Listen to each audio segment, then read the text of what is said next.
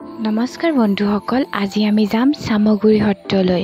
চামগুৰি সত্ৰ হৈছে মাজুলী এখন বিখ্যাত সত্ৰ। চামগুৰি সত্ৰখন মুখাৰ শিল্পৰ বাবে বিখ্যাত।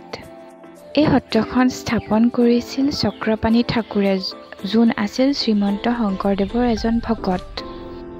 ইয়াত ভাওনাৰ কাৰণে বিভিন্ন মুখা আদি প্ৰস্তুত কৰা হয় আৰু হাতেৰে মেটেকা লৈ বিভিন্ন ধৰণৰ বস্তু বনোৱা হৈছে আৰু ষ্টুডেণ্টসকলো আহি ইয়াত শিকিবলৈ পাৰে। বিভিন্ন ধৰণৰ চুঙা, বেগ, মুখা, খুন্দনা আদি তাত প্ৰস্তুত কৰে আৰু বেচেও। আমি তাতে সেৱা কৰিলোঁ দক্ষিণা দি সমজুৱাভাৱে আৰু বহুতো ধুনীয়া ধুনীয়া মুখা আদি দেখিবলৈ পালোঁ আৰু কিছুমান বস্তু কিনাও হ'ল।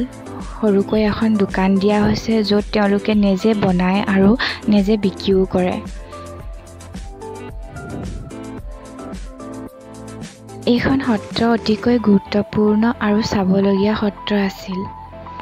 মই ইয়াত আমাৰ কিছু ফটোও লগাই দিছোঁ, আপোনালোকে চাব পাৰিব। ধন্যবাদ ইয়ালৈকে চোৱাৰ বাবে আৰু নেক্সট এপিছডৰ কাৰণে আপোনালোকে চেনেলটো লাইক আৰু ছাবস্ক্ৰাইব কৰি দিব। Till then,